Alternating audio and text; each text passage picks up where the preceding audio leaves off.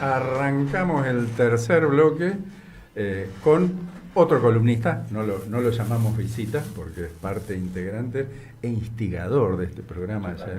Ya hemos contado la historia del origen del programa.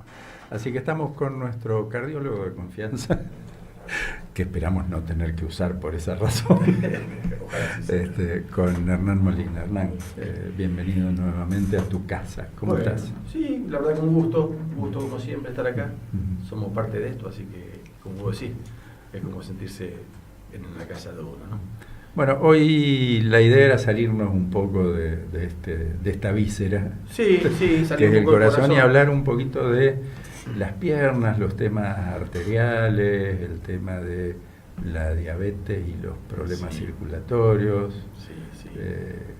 ¿Cuáles son los temas que más preocupan a la gente en este sentido? Sí, a ver, la gente tiene el cuco de la amputación de la pierna, o sea, que obviamente es una desgracia, pero es una situación a la cual llega un porcentaje ínfimo de los pacientes que tienen enfermedad arterial. Siempre y en tanto se cuiden. Las piernas, desde el punto de vista vascular, pueden tener dos tipos de patología. La patología venosa, que en líneas generales es menos maligna, menos nociva, pero molesta también. Y la patología arterial, que habitualmente los pacientes que tienen riesgo de amputación de una pierna tienen problemas arteriales. Es muy raro que se llegue a una amputación. La venosa es la varice. Exactamente, la varice, la trombosis venosa profunda, que raramente esas patologías llegan a un estado terminal del miembro. Y bueno, en la parte arterial hay que prevenir que la enfermedad sea lo suficientemente avanzada para poner en riesgo la viabilidad del miembro. Hay dos, o sea, los factores de riesgo, todos aquellos factores que hacen que las arterias se enfermen, comparten todas las arterias del organismo, pero básicamente en el tema de las arterias de las piernas hay dos factores de riesgo importantes, muy importantes. Uno es el tabaquismo, el consumo, el hábito excesivo del tabaco conlleva mucha enfermedad en las arterias, y la otra es la diabetes. También son distintas la anatomía de la enfermedad. El paciente que fuma habitualmente afecta las arterias más proximales, o sea, afecta la aorta y las arterias, se te tapan las arterias por encima de la rodilla. Y el diabético tiene una enfermedad que nosotros llamamos que es infrapatelar, que afecta más la parte inferior de la rodilla. También hay que hacer hincapié de que la gente no se asuste, o sea, no es porque hay 100 millones de diabéticos y hay muy pocos diabéticos que tienen patología arterial, o sea, todos los problemas de salud que uno tiene, que uno conoce y que uno los controla y los cuida y se trata, es muy raro que llegue a tener una enfermedad avanzada, pero sí hay que ser consciente de que se puede presentar y hay que ser consciente de que hay que prevenirla. ¿Y qué tipo de control es el que va en ese caso? Básicamente, por ejemplo, en el enfermo diabético, fundamental mantener los niveles de glucemia lo más cercano a la normalidad posible y cumplir el tratamiento que el profesional le indica, ¿tá? Eso es fundamental. Obviamente el que fuma sabe que cuanto más fume, más riesgo tiene del corazón, de las carótidas y de las piernas. Pero por sobre todas las cosas, en el tema de los diabéticos es fundamental el control de la glucemia, o sea, el control periódico con su médico y, repito, tratar de tener los valores lo más cercano a lo normal. La diabetes hoy en día es una epidemia. En gente grande hay un montón de gente y es muy poca la gente que tiene consecuencias importantes en la diabetes. En la diabetes hay que tener siempre mucho cuidado con el tema del corazón, de las piernas, de los riñones, de la vista, o sea, son enfermedades que se llaman enfermedades sistémicas, que afectan todo el organismo, entonces hay que tener un control periódico con un especialista que sepa supervisar y prevenir las complicaciones. Y en problemas vasculares de miembros inferiores, ¿hay diferencias entre varones y mujeres? Sí, diría que hay diferencias. Habitualmente vemos más varones con problemas arteriales en las piernas, pero la enfermedad de las mujeres por ahí habitualmente es un poquito más severa,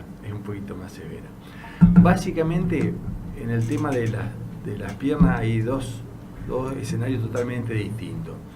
Una, la obstrucción arterial aguda, o sea, el síndrome isquémico agudo, que ese es el paciente que se presenta de golpe con una pierna fría, helada, que habitualmente en esos casos la obstrucción de la arteria de las piernas es a consecuencia de lo que se llama una embolia, o sea, de un segmento, un coágulo o un segmento que se desprendió de otra parte del corazón, del organismo, habitualmente del corazón. Que eso, por ahí eso no tiene nada que ver ni con la diabetes ni con el hábito de fumar.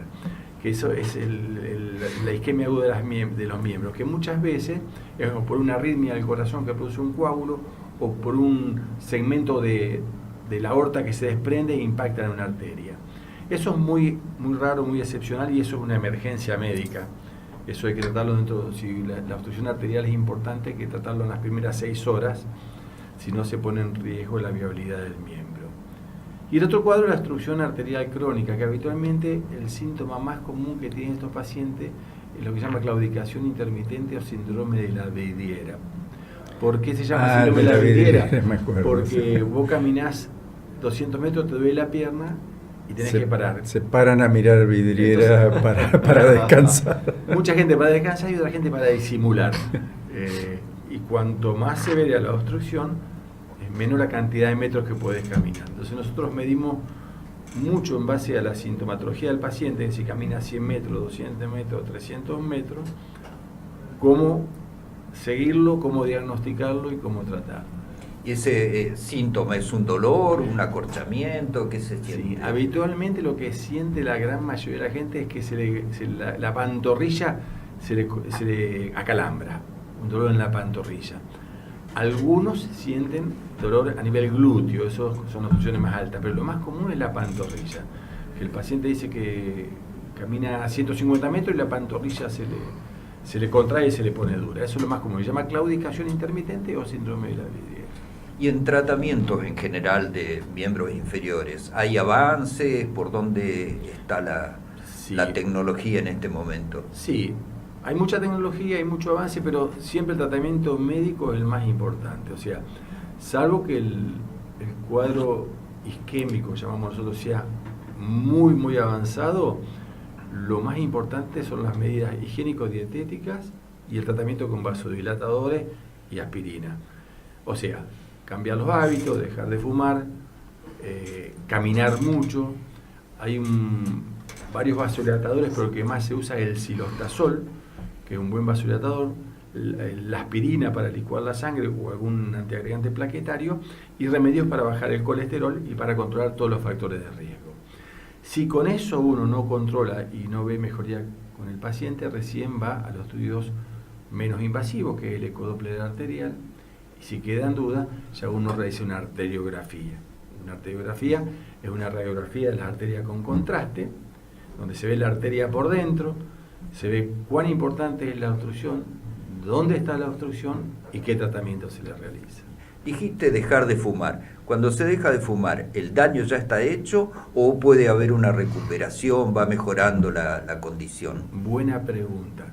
Si uno deja el hábito de fumar, por ejemplo, y empieza a caminar, el organismo va generando nuevas arterias más pequeñas, se llama circulación colateral.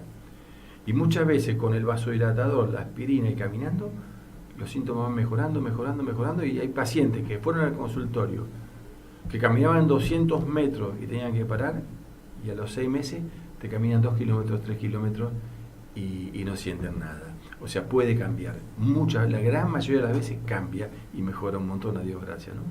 Bueno, algo dijiste, Hernán, recién con tu respuesta, el tema de la caminata, pero a ver, diabetes, deporte sí, no, y si es sí, ¿qué deportes son buenos y qué deportes son malos, si es que hay deportes malos? Yo te diría que los deportes son todos buenos. No recomendaría a un diabético, por ejemplo, levantar pesas, pero todos los deportes son buenos, pero lo que más se recomienda es caminar, porque caminando los músculos mejoran la circulación, y lo que más te genera circulación colateral es la caminata. O sea, puede ser cualquier deporte, pero lo que sí o sí vos le obligás a un paciente con diabetes o con enfermedad arterial es que camine. No puedo cambiar por natación. Ni natación. A mí mucha gente le gusta caminar, le gusta la bicicleta. Dice, doctor, hago bicicleta. No, digo, trabajan otros músculos y no es lo mismo. Obviamente, son todos buenos, todos ayudan. Pero cuando uno tiene la arteria tapada, Pero- aparte de todo hay que caminar. Pero y justamente, ¿cuál es la diferencia? Yo creo que tiene que haber una diferencia entre caminar y correr, o como que caminar es bueno y por ahí correr no es tan bueno para la diabetes. Por el, digamos, por el golpe, por el... Es que, a ver, el paciente que tiene diabetes, tiene enfermedad arterial periférica, ya no va a poder correr por el dolor. Ya el paciente tiene dolor cuando camina, termina así, corre. O sea, ¿qué es lo que te duele? La falta de oxígeno en el músculo. Entonces, cuanto más consumo de oxígeno tenés, más rápido aparece el dolor. Entonces, vos caminando tenés un consumo de oxígeno. Corriendo tenés el triple consumo de oxígeno. Entonces, es muy poco probable que corra. Pero, te repito, cualquier deporte es saludable. Cualquier deporte es saludable. Che, Hernán, como hallazgo diagnóstico, siempre es un diabético diagnosticado que manifiesta un problema arterial en las piernas, o puede ocurrir que alguien aparezca con una sintomatología arterial en las piernas y que a partir de eso se descubre la diabetes. Pregunta difícil de responder, porque la diabetes al ser es como la hipertensión, son enfermedades silenciosas, y si uno no la busca, no sabe que la tiene. Entonces, por ahí uno cree que la diabetes empezó cuando, y empezó a lo mejor 5 años antes. Es difícil de responder eso, pero repito el concepto: la gran mayoría, la inmensa mayoría de los pacientes que tienen diabetes no tienen ningún problema en la arteria de las piernas, ni ningún problema en los riñones, ni ningún problema en ningún lado, pero la gran mayoría. Pero hay que saberlo para prevenir, para estar atento, para estar alerta. Como hablaban recién de las víboras, estar alerta, esto es lo mismo, hay que estar alerta. Cuando vos sabés que una patología te puede afectar tal y tal órgano, tenés que tratar de estar adelantado, estar antes de que lo... Y la detección es inmediata, digamos, con el análisis de glucemia de rutina, ahí ya se detecta, no Sí. puede haber venido de antes y que no esté acusado en ese análisis. No, la diabetes con la glucemia, hemoglobina glicosilada, curva de tolerancia a la glucosa, dosaje de insulina, se diagnostica en forma, te diría, 24 horas tenés diagnosticado. No. ¿En qué casos no hay más remedio de que sea quirúrgica la solución? Y cuando, cuando vos Se usan, tenés una... perdón, la profundizo un poco más. ¿Se usan stent para este caso? Sí, hoy en día te diría que la gran mayoría del tratamiento es endovascular. O sea, el tratamiento endovascular es cuando uno arregla la arteria por dentro, la va destapando desde el interior de la arteria. Hoy en día la gran mayoría de los tratamientos son endovasculares, se deja la cirugía para los casos justamente que no se pueden resolver por vía endovascular. Cuando el problema es grave es cuando no hay manera de destaparla y cuando el organismo no alcanza a llevar el oxígeno necesario a los músculos de la pierna. Ahí aparece lo que se llama el dolor de reposo, que el paciente le duele la pierna inclusive acostado, que el paciente cuenta que tiene que sacar la pierna y colgarla a la noche del dolor que tiene. Ahí ya son los cuadros donde está en riesgo la viabilidad del miembro y donde aparece el fantasma de la posible amputación, ¿no? Pero son los muy menos casos.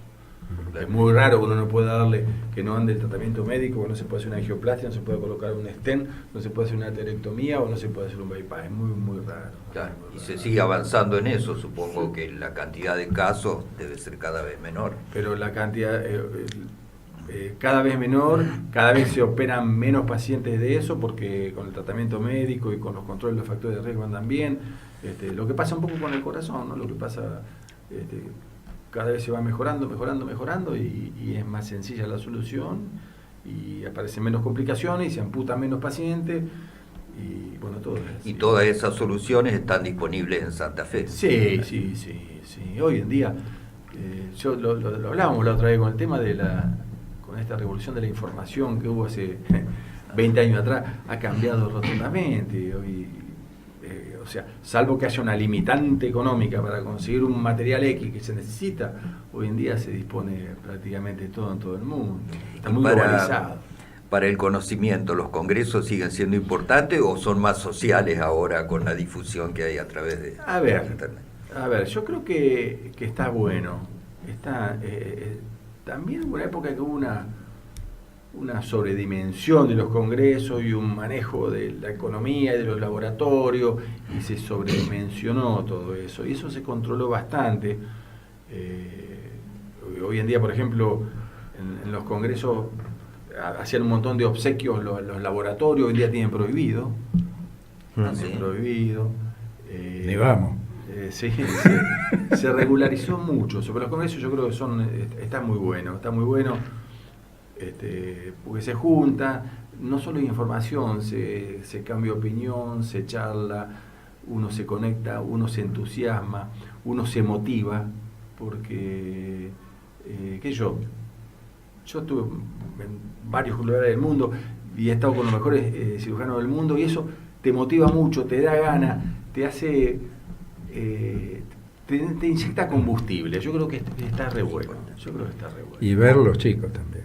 Sí, obvio. Ver los jóvenes, porque por ahí te aparecen un montón de cosas. A mí me pasa, bueno, me pongo autorreferencial, pero con el tema de los cocodrilos, en todo lo que son las reuniones de trabajo del grupo de especialistas, yo me como desde la primera hasta la última charla, o sea, no me levanto un minuto, a pesar de que hay otras cuestiones que las tratamos fuera de lo que son las presentaciones científicas, o sea, los póster, verlos a todos, y las presentaciones, que son breves, para ver qué es lo que están haciendo los chicos, qué es lo que viene nuevo, para hablar con ellos, para orientar en algunos casos, pero sobre todo para aprender, ¿no? Sí, totalmente. La gente joven tiene mucha preponderancia, mucho protagonismo en los grandes centros del mundo, y no, está re bueno. La verdad que comparto totalmente lo que vos decís. Para recordatorio y información útil, ¿a partir de qué edad y quiénes son los que tienen que hacer qué tipo de controles y verificaciones? Sí, a ver, básicamente, la diabetes, hay dos tipos de diabetes, tipo 1 y tipo 2, o sea, la diabetes infanto-juvenil, insulino requeriente, que hay chicos que ya nacen o la tienen en la infancia, que eso es otra historia. En la gran mayoría de la gente, la diabetes es la tipo 2 y aparece más tardíamente, diría después de los 40, 50 años, un poquito más en las mujeres.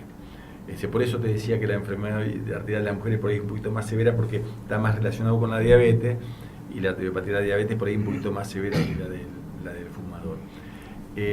Pero diría que el tema, los factores de riesgo, y uno ya de joven tiene que saber qué colesterol tiene, a los 16 años, 18 años, qué HDL tiene, qué triglicéridos tiene, eso hay que saberlo ya de la infancia. Pero los controles más estrictos, diría, después de los 45 o 50 años, hay que ser un poco... ¿Por dónde se arranca? ¿Por un clínico o se arranca por un especialista? Siempre se arranca por un clínico, un médico de familia, un médico de cabecera, siempre. Yo me canso de decirlo. Uno siempre tiene que tener un médico clínico para que lo oriente y sepa qué pedirle y en qué momento.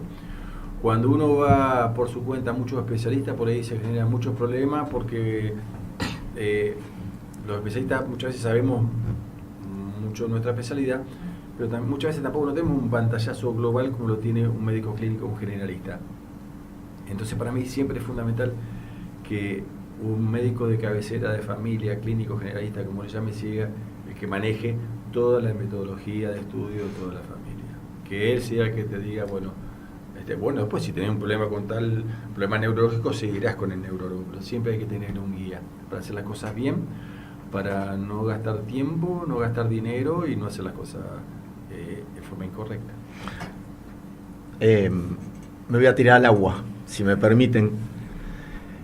El domingo que viene, el 30 de agosto, hacemos un festival del neopreno que se llama acá, que es un evento de agua fría en la laguna. Sabía. A vos te veo condiciones para el neopreno. A vos te gustaba vestirte con esas cosas. No, y está fría la laguna, está a 14 grados, 15 grados, vos te estás en la laguna. Sí, 15. Hirviendo. Y dentro del reglamento nosotros establecemos, por supuesto, el apto médico. Sí, está bien. Y lo establecemos con 3 meses de antigüedad máximo. Y el 90% comete la argentinidad de mandarte un certificado de 120 días, de un año, de 9 meses. Y yo no lo hago. Bueno, no, pero por eso, que digamos, se lo pregunto a un cardiólogo, digamos, ¿no? ¿cuál realmente es el tiempo? Si a vos te tiene que dar algo, te va a dar el bobazo, pero ¿cuál es el tiempo, Hernán, en términos de desde el día del evento del 30 de agosto para atrás, en el pasado, que uno debería realmente recibir un... No, yo tengo que ser... a ver, depende un poco de la edad del paciente, pero te diría que nosotros en líneas generales, por ejemplo, te cambio la pregunta. Yo opero un paciente del corazón y le pido los estudios prequirúrgicos. Los estudios prequirúrgicos que pedimos, por ejemplo, para poner una bola, un cateterismo. Si tiene menos de un año de antigüedad, nosotros consideramos de que es válido, que es muy poco, o sea, es muy poco probable que una persona que no ha cambiado, no ha presentado algún síntoma nuevo, en el lapso de un año tenga un cambio brusco. ¿Me explico? Uh-huh. O sea, es raro que vos, o sea, los accidentes ocurren, pero es raro que se produzca un cambio brusco en el organismo en 2 meses, 3 meses. No. Nosotros consideramos que el chequeo tiene que ser una vez al año. Uh-huh. Entonces yo creo que un año es un margen razonable. Más que nada te lo pregunto porque viste que nosotros siempre hacemos lo mínimo indispensable y creemos que el certificado de apto médico de hace 2 años, viste, y como todos nos sentimos Superman, decimos, no, este sirve y se lo mando. Sí, ¿entendés? lo que pasa también depende, o sea, si vos van a nadar en agua fría y ya eso es medio alta competición. Eso yo creo que ya es un subgrupo especial de llamémoslo pacientes, entre comillas, cuando son pacientes, pero es entonces en esos casos y por ahí no estaría mal que por lo menos como si 3 meses antes de los sumo lo haya visto un especialista, pero en línea general uno considera que año, una vez al año basta y sobra para hacerse un chequeo. Por supuesto, ando signo de alarma, de alerta, mira, si te pasa esto, me buscas, pero yo creo que un año es razonable. Como chequeo, decía ergometría, algo de eso. Sí, como control con no, tu el cateterismo cardiólogo. no es un chequeo. No, el es cateterismo es un una estudio cosa. diagnóstico, uno lo pide en forma precisa cuando tiene una alta sospecha de que hay una patología. O cuando uno va a realizar una cirugía, por ejemplo, yo opero una válvula aórtica, no puedo operarlo sin un cateterismo porque por ahí el paciente tiene una obstrucción moderada severa en la arteria que es asintomática, pero cuando yo paro el corazón, le cambio la válvula y tiene que arrancar, si no sé que está esa obstrucción y no la arreglo, puedo tener problemas. Pero eso es otra situación. El cateterismo nunca se hace como chequeo, ya es una búsqueda específica de una patología. Bueno, y Dieguito tiene una bañadera con 4 bolsas de rolito ahí para ir probándolos una semana antes. O sea, ¿este fin de semana vas a meter a alguien al agua? No, este fin de semana no. Bueno, pero usted cuando nadaron en el lago San Juan tenía 17 grados, 16 grados, parecía... Y nadaron con neopren, así que tenía que tener entre 16.0 y 17.9, que es lo que establece el reglamento. O sea, de 18 para arriba, prohibido. De 17.9 a 16... Él está hablando de los tiempos pasados. O sea, vos nadaste el lago. Sí, neopren. La que me hiciste abandonar. Nosotros éramos de la Malla del Mallín. Estaba 14, Molina, 15. sí, qué frío que hacía, la puta madre. Los falsos guapos, porque ahora me acuerdo cuando corrimos con él, de una carrita con el papá de él, y Carlos, él tenía 16.8 en Uruguay el agua. Nos pegamos una cagada de frío.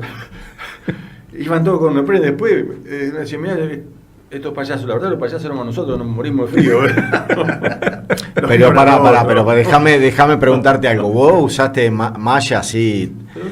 Pero perdón, porque déjame terminar la pregunta. Porque como para la riera los que usan neopren son los disfrazados, entonces vos, la regla era, si estoy al lado de la riera, tengo que usar una malla. Ahora, ¿vos sos malla o neopren? No, si no lo mirás, si no lo estás mirando, se pone el neopren. ¿Viste?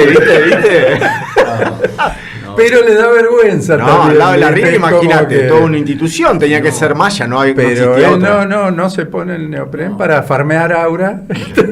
Tengo un problema con el neoprene. Me siento molesto y no siento la libertad en los brazos, una cosa que no me puedo acostumbrar. Talle más grande. O sea, no, lo he probado, tengo 2 trajes neoprene, no hay caso. Si fuera por él, va con escafandra, me parece que se la pone. Bueno, Hernancito, gracias. Gracias a ustedes. Gracias por la visita, gracias por los conocimientos, gracias por ser parte del equipo. Un gusto. Muchas gracias. Síganme, chicos.